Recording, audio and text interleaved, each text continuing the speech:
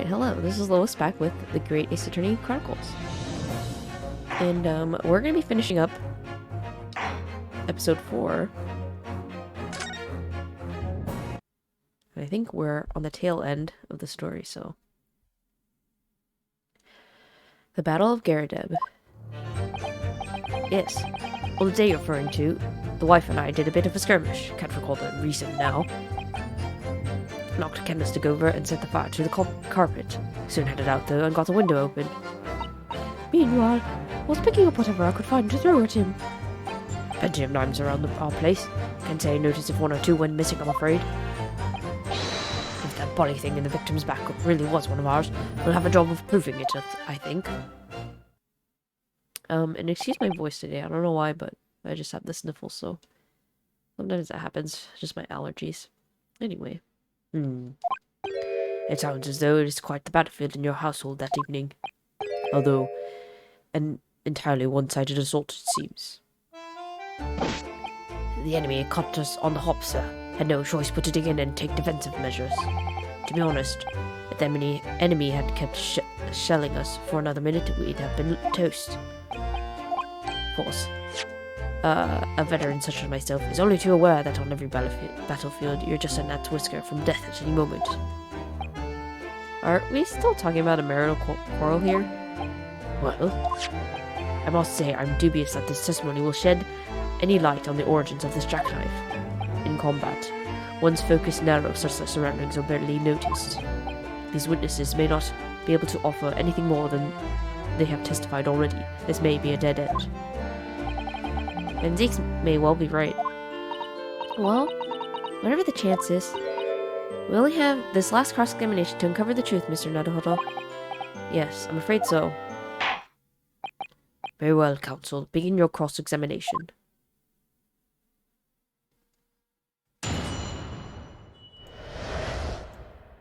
Alright, the Battle of Garadeb.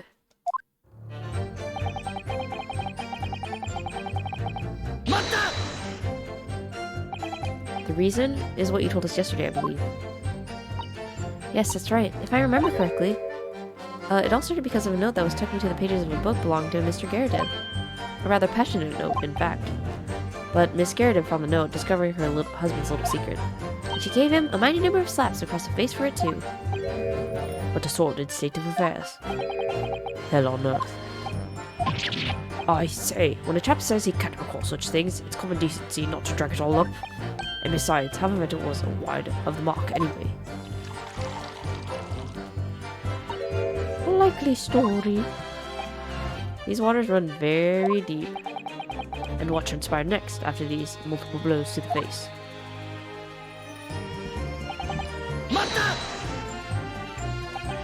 The fire also spread some of the items of the furniture, didn't it? The bookcase, my armchair, anything of mine, really. Just so happens, there was some bathwater around that evening, so I sloshed that about to put it out. The most precarious situation you put yourself in. Ours is a three-story townhouse on the west side of the street where the water main isn't connected yet. Have to draw water from the public water pump during the day if you need any, you see. The lodgers are always moaning that they can't get any water at night. Although, the little mustache Japanese man buys water in bottles, I believe. The defendant, Mr. Natsume, you mean? Yes, he receives a stipend for his studies, you know, from his home country. Can you imagine being able to brew a pot of tea at all hours? He's obviously very well off. Have you actually seen the state of the man? I believe he uses all of his income to buy books. Well, anyway, the point is, I was able to douse the fire with water, fortunately enough. Meanwhile, she was finding anything she could pick up to throw at him. Even though the room was on fire? As far as I was concerned at the time, it was more important to extinguish my anger than the flames. When a woman wants to throw, she must throw. That is most certainly not true of a Susato takedown, Mr. Naruhodo. How did she know I was thinking that? So.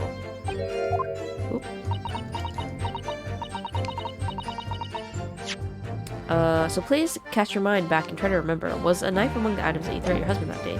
No, honestly, I don't recall. But I must feel but I feel I must point out that I'm no monster. Let me see, some bread, a cabbage garlic, a towel, a sponge, a napkin? Do you have something to add, sir? Mr. Garrett. Don't shoot. Sorry. I beg your pardon. Did your wife's remark just now bring something to mind? Nothing of any significance, no? Just that the barrage of projectiles the old thing launched in my direction was somewhat more solid than she implies. Books, bricks, and the fire poker, I seem to recall. Ouch. And the woman's aim is uncanny. She landed...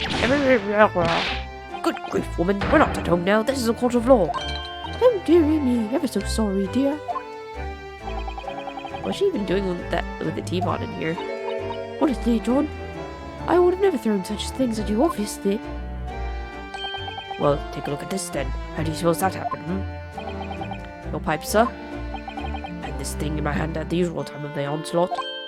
Knocked it clean out of with one of her soft projectiles, she did, yes. And when I went to pick the thing up, it was broken in two. I'd like to see a sponge do that sort of damage. I see, your pipe was broken. It would never have been sent flying unless it was hit by something pretty solid. Anyway, I managed to bandage the thing up for now. Oh, you all want to exaggerate, don't you, dear? I wonder what we should make of this account. Could be important.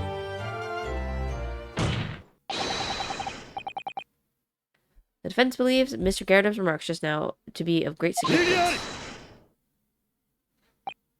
The War Veteran's words only tell us one thing. Betray your fiery wife and pipes, as well as heart, may be broken. Sentimental wisdom, perhaps, but hardly worthy of anything adding to the formal testimony. Indeed, common sense one might say. Might one? In that case, would you at least permit us to examine the pipe, sir? Well, I don't see why not. Oh, dearie me, there you go again, trying to integrate yourself with a young lady. Very well, the court will accept the gentleman's pipe as evidence. Pipe. Mr. Garrett's pipe apparently fell to the floor during a domestic dispute he had with his wife and broke. I hope I didn't speak out of turn, Mr. Naruhodo. I was just feeling rather disappointed for you that your request was turned down. Oh, no, it's fine. This is Sato-san. We have some new evidence to work with. We should examine it carefully. Okay, so I bet the knife tip is inside. That is my guess. Because if you remember, the knife had a tip missing. It looks to be in a sorry state with a bandage around it, doesn't it? For some reason, it feels slightly ominous to me, like it's trying to shout out a warning. Probably because it's the same blue as Mr. Garrett's dressing gown. I suppose it must be considerable sentimental value to Mr. Garrett, given that he's gone to the trouble of repairing it like this. Either that, or he can't afford to replace it. Oh! Oh, something just took out the side of the chamber of the pipe there. Yes, I saw it. Something stuck in there, I think. Let's turn it over and give it a shake. What's this? There's a tiny fragment of metal. It looks like the tip of a blade or something. The tip of a blade? Surely it couldn't be. Fragment of metal. The small piece of metal looks like it might be the tip of a knife blade. It was stuck inside the bowl of Mr. Garrett's pipe. Aha, we have done it. Let's examine. This is the tiny piece of metal we found in the chamber of Mr. Garrett's pipe. It looks like the tip of a blade or something. The tip of a blade. Is something wrong, Mr. Naruhodo? I don't really know.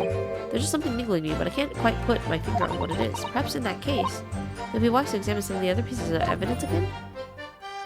Okay. I wonder if we examine the knife that we will, make the connection in game.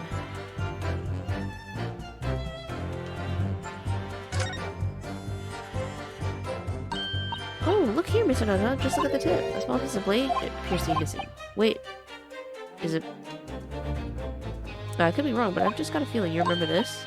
That's a tiny fragment of metal we found inside Mr. Garrett's pipe. Yes, and just maybe. Oh my, it's a perfect fit. Somehow, I just knew it. Okay, we got this in the bag. Well, thank you for that rebuttal, Mr. Garrett. Now, if we could return to the crux of the matter. What can you tell the court about the knife used to attack the victim? Plenty of knives around the train. Can't say I noticed one or two are missing, I'm afraid. Sorry? Would you care to elaborate? Nothing to say, really. Rather partial to a spot of carving, you see, pipes and whatnot, fishing tackle, you know, the sort of thing. It's a passion we both share. I like to carve, little wooden trinkets too, and then there's my leatherwork. Sorry to say, we're always losing knives about the place. We have dozens of the things. They sell them at the market sometimes, 20 for the price of 19. Needless to say, I snap them up. John prefers to use 2 knives at meal times too, instead of a knife and fork. Now, Joe, we don't want you to have it here. Here we go again with the scaldings. Why are they being so invasive? I imagine it's because they don't want to believe it. They can't bear the thought that it might have been one of their knives that injured the victim. Which is entirely understandable, of course, but still. Go on with your testimony, witnesses. Sir.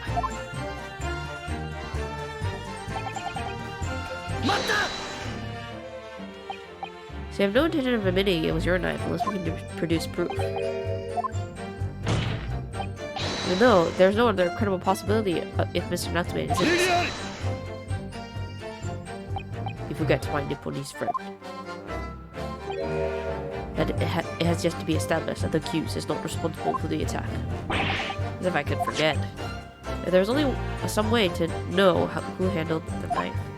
I suppose wizardry like that is just a dream. Perhaps you're thinking of fingerprinting, Mr. Notable. What? You mean it's not a dream? That's when wizardry really exists? Whenever people touch anything, they leave behind a unique pattern on their skin, or so they say. But I can't see anything. There are only countries in the world where these so-called fingerprints can be used as evidence. Lord Stronghorn is currently discussing the matter at the Ministry of Justice. Yes, I believe we are rapidly approaching an era of scientific methods of investigation. But for now, we shall have to find an alternative method for proving our assertion. This is number 4. We're on case number 4, and then there's one left for this game, and then after that, I believe there's 5 episodes of the second game. So yeah, we are almost done with the first game. That the knife found in the victim's back was originally in Mr. and Mrs. Garridip's house. If only I could translate this whole incident into several years in the future. That's the extent of their testimony, is it? What do you think, Mr. Nadholdo? Well, I think we've heard all of this before, to be honest. I can't say I'm particularly confident that we'll be able to prove anything new from this testimony. But in this cross-examination, it's absolutely essential that we establish how this knife came to be at the scene of the incident. Yes, I know. I'm sure both of them must be feeling very worried. Worried that it was in fact a knife belonging to one of them that caused the victim's injury. If we could find an even tiny shred of evidence to support that theory, it would clinch this trial for us. It would explain everything. Yes, it would. So, for Suzuki-san's sake, we must find that last crucial piece of evidence. Alright, so we definitely have it now. And we want to go to the last statement, I believe.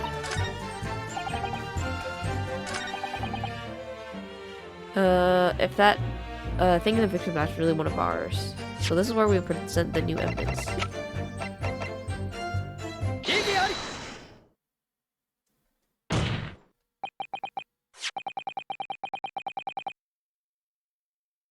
Mr. Garridip, could I ask you to take a good look at this, please?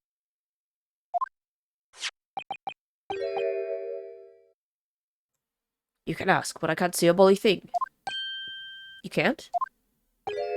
They used to call me Dead-Eye Deb back in the regiment, of course, but that was some time ago now. Even when I'm trying to enjoy a large print book by the fire these days. I struggle to tell a B from a D and a P from a Q, to be honest. Oh, he does. Dearie me, it's rather wearing, being asked about every other letter and every other word. You must, very doesy. D very doesy. What is that? A tiny scrap of metal? Yes, almost certainly from the tip of a blade. And what may appear at first just to be a tiny scrap is in fact a crucial piece of evidence. Interesting. And where did the defense come by this evidence? It was lodged in the chamber of Mr. Garridip's pipe. My pipe, you say? By Jove! I wonder how that got there. And what precisely does this fragment of metal signify, Counsel? Are you suggesting that this is in some way related to the matter of the stabbing on Briar Road?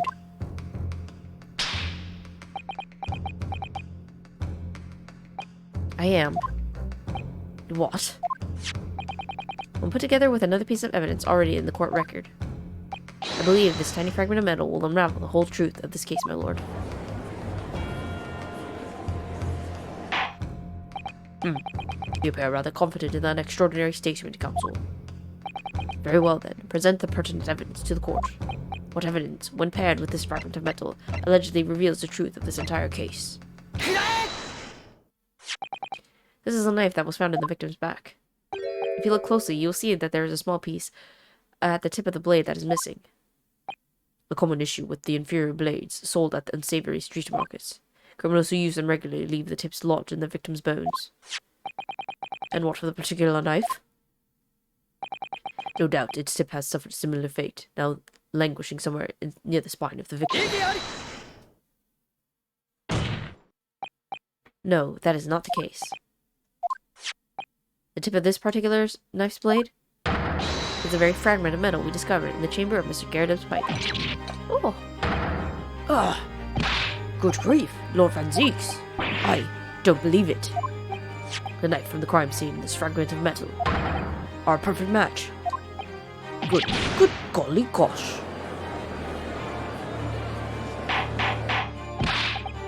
Order, order, order! Is this some sort of Eastern sorcery? This is no magic, my lord. This is a miracle. A miracle? So Van Zeeks has figured it out, has he? Counsel, explain this extraordinary coincidence at once. Yes, my lord. The crucial point we have to ask ourselves here is, when did the fragment of metal find its way inside Mr. Garrett's pipe? Something that was clarified for us in the most recent witness testimony. Had this thing in my hand at the usual time of the onslaught. Knocked it clean out with one of her soft projectiles, she did, yes. It would have never been sent flying unless it was hit by something pretty solid. Oh, dearie me. During the argument between these two that occurred just as the victim was on the pavement below, Mrs. Garrett flung this knife at her husband. However, the knife missed Mr. Garrett instead of striking the pipe in his hand at the time, which caused the tip to break off, of course. Good lord! Yes, and that is when the tiny tip of the blade found its way inside Mr. Garrett's pipe. The chances of that are 1,000,000 to 1. And yet, there are no other credible explanation for how the tip of the blade ended up in the pipe.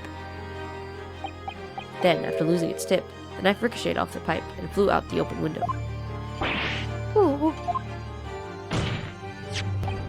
In short, this knife, which fell from the window of the Garrett's house, is the very same knife that struck the victim in the middle of the back on the street below. Oh, gosh. Oh, dear. Oh. No!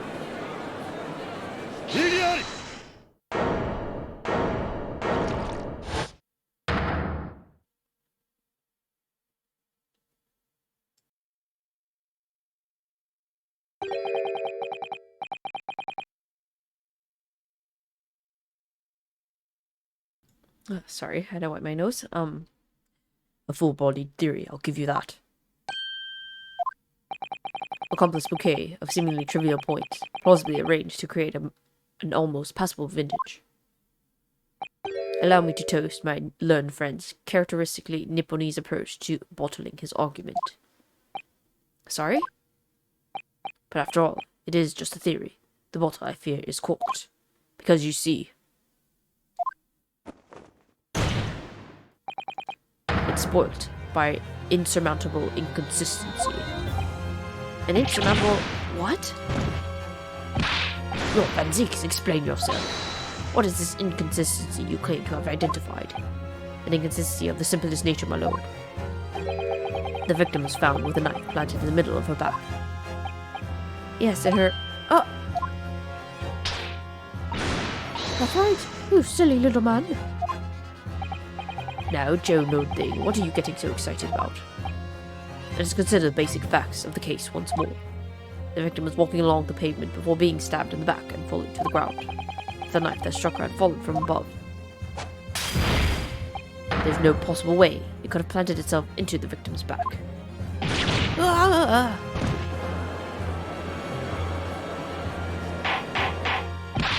Order! Order!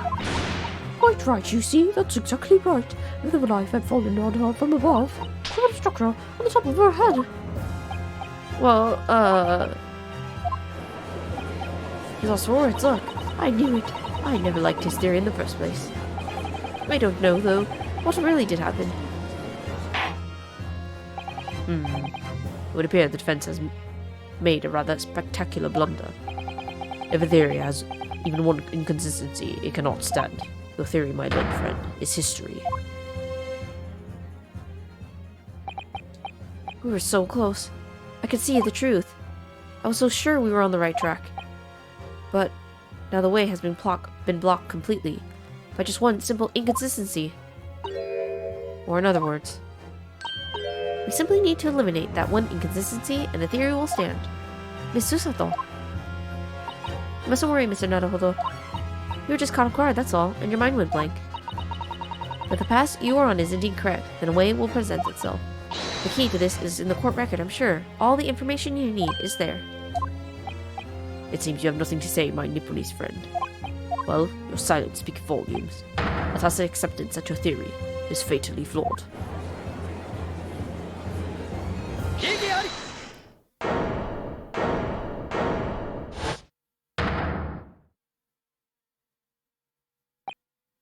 This inconsistency means I need to sharpen my mind and dig deeper for the truth. It's a test.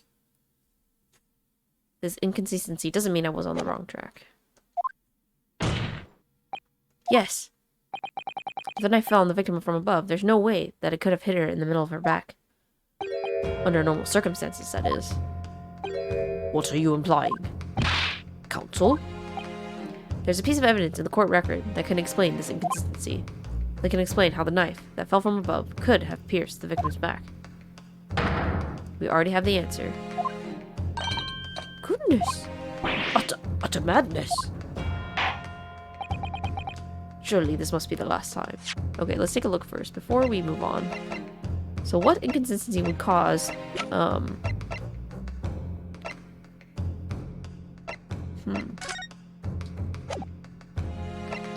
what evidence would have caused them to fall?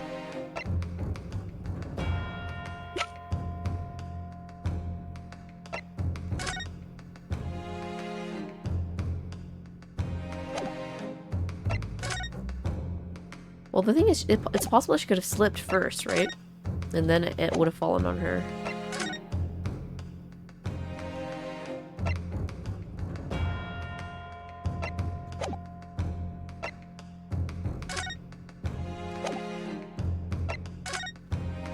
That would be the only explanation, but I don't know what evidence we would present to say that. Counsel, present the evidence of which you speak. This is the last inconsistency, the final piece in the puzzle. If we can successfully make sense of this, the truth will be laid bare at last.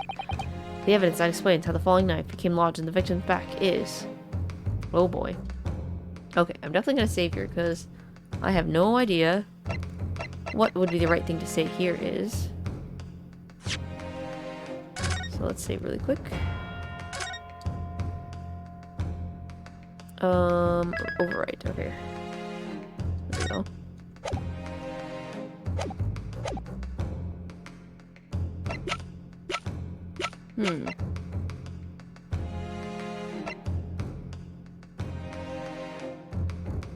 It's also possible the book hit her first, right? And then she picked it up. Aha! This, the fourth book that we found at the scene, is the final piece of evidence the defense will present. The burnt book. Is that not Mr. Gerdeb's book? Yes, and to understand its significance, we have to consider how it came to be at the scene in the first place. This photograph and print clearly shows the book in question, and the victim holding it in her hand. But as we all know now, it was a police constable that put the book between her fingers like that. So, as part of this wholesale transplanting of the crime scene to the opposite side of the road. That's true, however, as part of his testimony, Constable V made an extremely enlightening statement on that point. What made you place that book in the victim's hand? Oh, well, sir, that's because that's how I found it. When we first ran over to the scene, the victim was already holding the book. So when I moved everything, I made sure it was still in her hand. In other words, the victim had already picked the book up on her own volition. And clearly, that must have been before she suffered the knife wound. Well, I should say so. After being attacked with a knife, I don't imagine she'd have been doing much of anything. So the question becomes, why did the victim have that book in her hand? Why, by Jingo! I think I'm beginning to see what may have happened now. Oh, dearie me. We know that the book fell from the top floor of the garret household onto the pavement below, at precisely the moment that the victim was walking past. Yes, at exactly that moment. The young woman was walking along the street in the light fog, when all of a sudden, a book fell right in front of her. The book I threw? Yes, Mrs. Garrett, what do you think the woman did? And what would you do if you were walking along and suddenly a book landed in front of you on the pavement? Well, I can't really imagine it, but I suppose she might have reached down and picked the book up. Yes, that is exactly what the woman in fact did. She picked up the book. Oh heavens! When the woman reached down to pick the fallen book up, what position would her back have been in? That's right, facing the sky, completely and utterly defenseless. Then, in the very next moment, while the woman was still bent over picking up the book,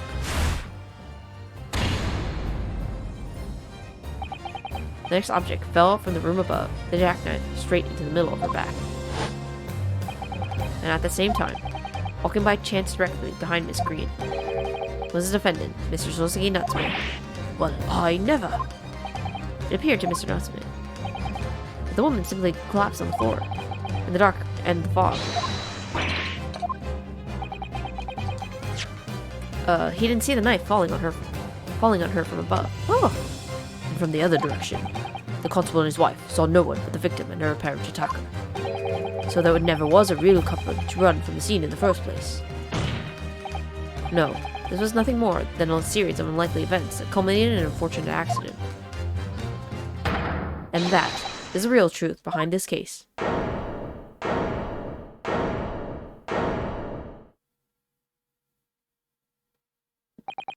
Well, Mr. and Mrs. Yaradeb?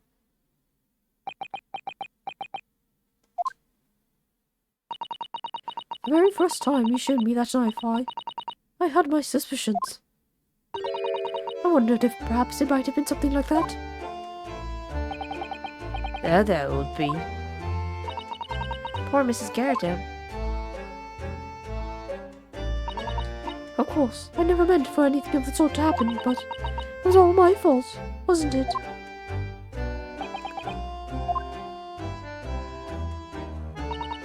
I take full responsibility. I let my anger get the better of me. I threw that book. And I threw the knife as well.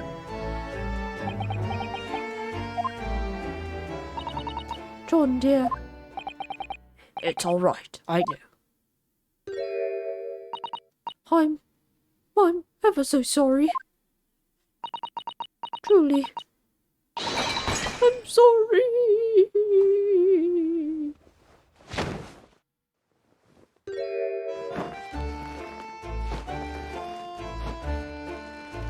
Oh no.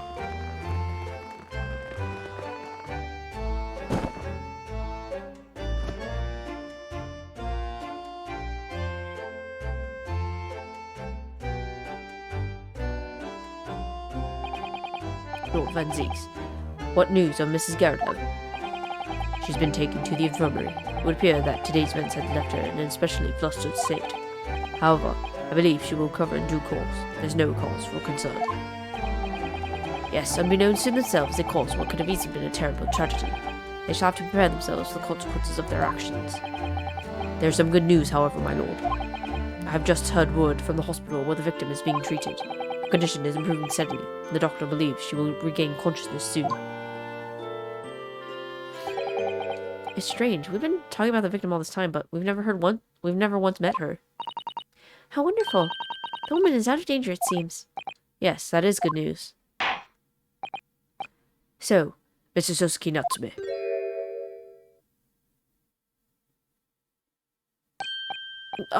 Yes. On behalf of my fellow countrymen, I would like to take this opportunity to beg your pardon, sir. You came from a distant eastern homeland to study our great British culture, and have been repaid with immeasurable unkindness. Please accept our heartfelt apologies.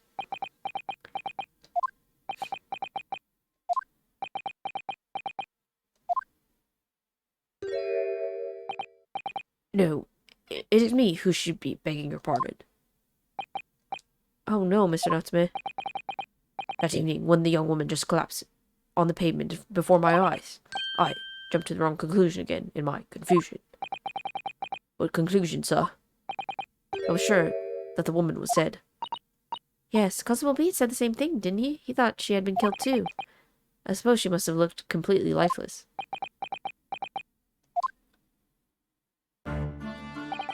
It's been about a year since I arrived in Great Britain now, but I still can't get used to life here. I can't relax. I'm sure there are evil spirits lurking in the fog, like they're haunting me. Poor Sosuke-san, his imagination really has got the better of him. Yes, poor man. So when it happened, I thought the young woman had been taken by the fog spirits. I should never have dropped my books like that and run away. I should have called for help, for a doctor, for the police. Instead, I managed to create a rift in the relationship of trust between our two empires, and for that, I am truly sorry.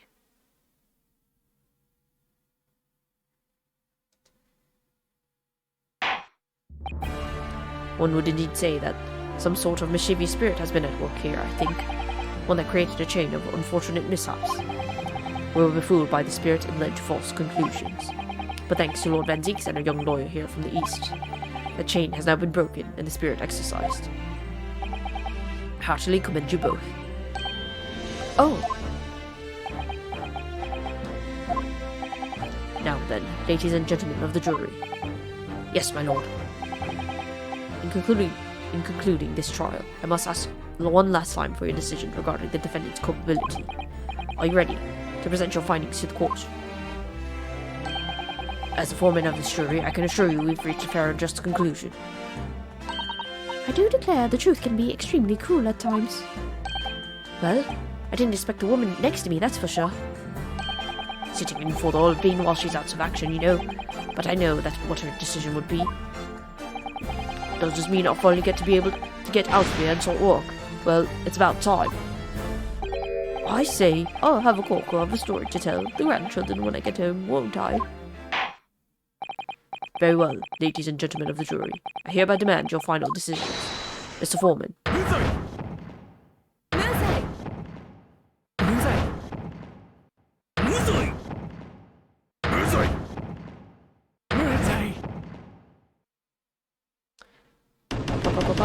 Ba-bam. Yahoo!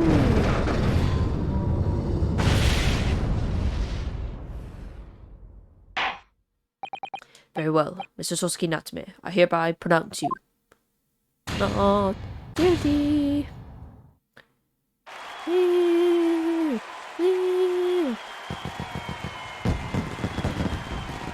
Fireworks inside the building.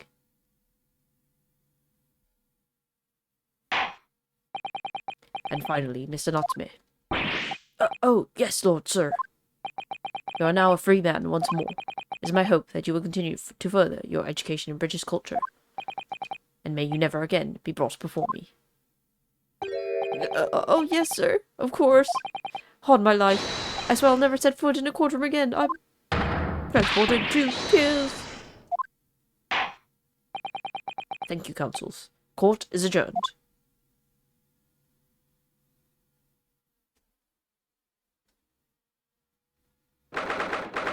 20th February, 3:17 p.m. The Old Bailey Defendant's Antechamber. Oh, locum! Wait, you mean me? Of course! There's another locum in here? Is there even one? Compared to the original locum student, Mr. Nadahola Esquire, your name has become rather short, hasn't it? What's wrong with using my actual name? Oh, alas, I'm free! I'm free! Joyful, joyous, jubilant, jubilation! Penny, party, happiness, hurrah! Oh, I am pleased. Mr. Natsume is delighted. Would it be so hard to say that then? Locum, you did it! You saved me from the brink! Well, what happened to the poor woman was in no way your fault after all. I'm just glad everyone can see that now. No, no, no, not that! Lovely, loyal, locum lawyer! Yes? I mean, as I said before, I have just never gotten used to life here in Great Britain. Every time I look over my shoulder, I see foreigners. I see towering brick buildings. And from high up windows, I see them looking down at me laughing. Look at that little hunchback. oh dear, I'm sure it's all in your head, Mr. Natsume. But today, you locum lawyer gave my gloom the boot. You stood firm behind that baronial bench. Before all those babbling British. You battled to the bitter end, laying bare the baffling truth.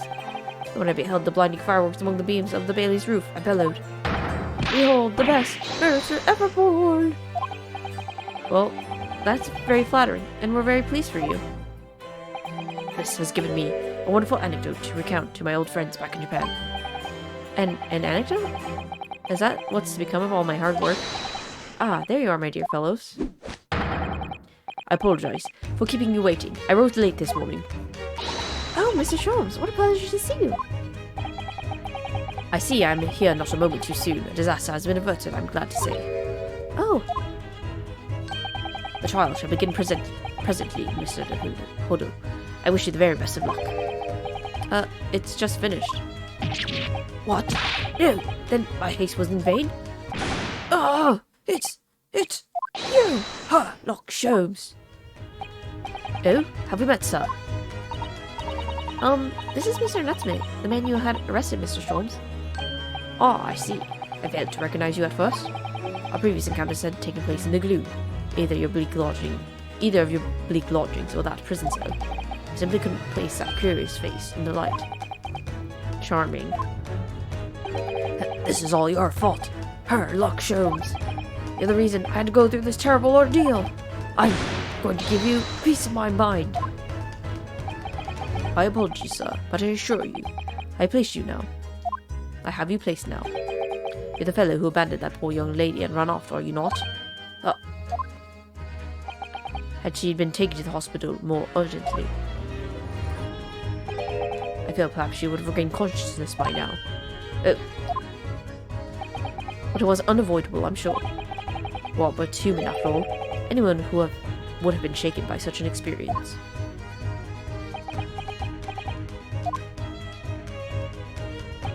I do feel very badly about how I behaved. Well, never mind. Now then, what was it that you wanted to say to me, sir? Nothing. Ha ha ha ha ha ha. Priceless. Oh, I am sorry, really, but that was quite priceless. Poor Soseki-san. Still, on the bright side, you had an extremely entertaining experience without paying a penny. And, it would seem, you were not even found guilty. But there is no bright side. Whatever do you mean, Mr. Natsume? Even after this, I'm still cursed by the spirits and now by the Reaper. Ah, Lord Van Ziegs. I hadn't forgotten, you know, what facing that man in the court means. Even if you're found not guilty, you're so doomed. It will be alright, Mr. Natsume. If the Reaper appears to be trying to make trouble, I will protect you. Hi-ya! Whip. With a perfectly executed Susato takedown. When does I like being turned on my head? A bit of warning might be nice next time, Miss Susato.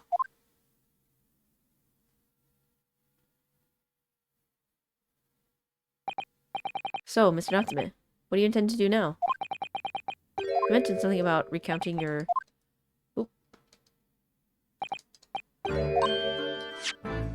Recounting your experience to your friends back in Japan? Yes, I intend to return to my homeland soon. Oh! It has already been a year since I arrived here in Great Britain. I visited universities, libraries, bookshops. I've been honored with the tutelage of professors. I've learned so much about the wealth of literature here, and the city it has shaped. And I've come to realize that it is my calling to sail home and tell my fellow countrymen about it. That's very touching, Mr. Natsume. Or, in perhaps less veiled terms, you wish to withdraw halfway around the world to escape the terror of the Reaper's curse. That's not it at all! The more I learn of literature, the more the strange feeling claws at my insides. I feel compelled to return to my roots and attempt to pen a work of my own. Oh, I see. A work of literature by Soseki-san. Could be an interesting read. And what about Miss Susato and yourself, Mr. Naruhodo? Sorry? Well, what about us? Will you return to Japan alongside your mustached compatriot? Why would we? A week has not yet passed since we arrived in London. And only now does it feel as though we have finally found our feet. And you're accommodated in a hotel at present, are you not? That's right, but we need to find lodging before it bankrupts us. I've calculated we can only afford another 10 nights before our entire budget is exhausted. Well then, you can take my lodgings. Oh, the windowless room? Ah, but what it lacks in windows. And more that makes up for with a floor, a ceiling, and walls. Great. And of course, I'd be happy to leave behind the accursed evil spirit. Oh my, an evil spirit? Oh yes, it tries to suffocate you while you sleep. It's an infallible wake-up call. That's awful. Well, think about it, if that's alright. Perhaps I can offer a more welcome alternative. Would you consider taking lodgings with me? Really? Well, a vacancy has conveniently presented itself, although it is up in the attic, I might add. Are you sure it isn't just a storage loft? I spoke with the landlady this very morning on the matter of price, and Iris is cleaning the room as we speak. You must come at once. I presume you have no luggage to speak of? Oh, this is simply wonderful. What an honor to be invited to take lodgings in the great detective's office's attic. I'm too overcome for words. So suggesting we look elsewhere is out then. Then it's settled. I must prepare a welcome dinner this evening. And you must come too, Miss Natsume. I insist. A 10-year-old's gonna prepare dinner? I don't know what to say, but thank you and yes. Wonderful. And I'll go and complete the paperwork for your formal release, Mr. Natsume. It shouldn't take long. Somebody's happy. Locum. I knew that you wouldn't let me down. I'm truly delighted to have met you here in London. Likewise, Mr. Natsume. It's been a privilege meeting you too. It's a shame that we're going to have to say goodbye so soon. Well, I've come to realize that I belong in Japan. But Locum, we will meet again one day. Yes, I'm sure. And hopefully by then, I'll be a successful lawyer. Hopefully by then, I'll be a successful author. Well, my dear fellow, our carriage appears to have arrived. Shall we go, Mr. Naruhodo? Yes, Mr. Sholmes. I have little doubt Mr. Natsume will be released in time for dinner this evening. And so, with Soseki-san's innocence successfully established, we rode with Mr. Sholmes to what was to become our new home, 221B Baker Street.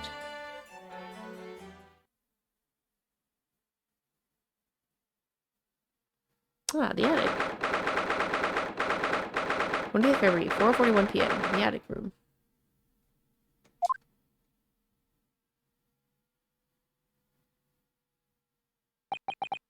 So this is to be our new office, yes. Our office? I really like the sound of that. Me too. It's simply wonderful, isn't it? Well, you can see this, Kazuma. It's only one small step. But I like to think that we're getting a little closer to your dream now. So, my dear fellows, do you like the place? Ah, Mr. Sholmes. Yes, thank you so much. It's a delightful room, Mr. Sholmes. I simply adore it. Good, I'm pleased to hear it. Iris and I are delighted to welcome you. I hope everyone's hungry. It's nearly time for dinner. We'll eat as soon as Mr. Natsume arrives. We have a lot to celebrate. Iris, You must let me help you. All right then, Susie. You can be in charge of the salad. Splendid.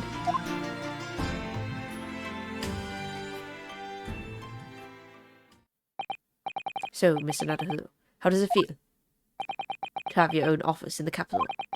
It's very exciting, actually. I can't help wondering what adventures await us. Ha ha ha ha ha ha ha. Those were precisely my sentiments when I first established my office at these premises. Until I discovered the dark truth about the city of London, that is. Sorry? London is a glorious place, full of wonder, opportunity, prosperity, and mirth. But the brightest of lights past the darkest of shadows. Shadows? What do you mean? Well, I believe you're well aware of the murkiness that lies beyond the London's facade already. So, once again, Mr. Nadahulu.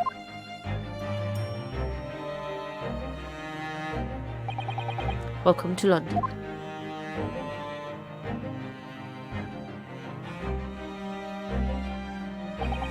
Of course, at the time, I had no idea of the significance of those words Mr. Shumstone casually spoke. But it wasn't long before my turn came to lift the facade and see the true depth of the mirth that lay behind it.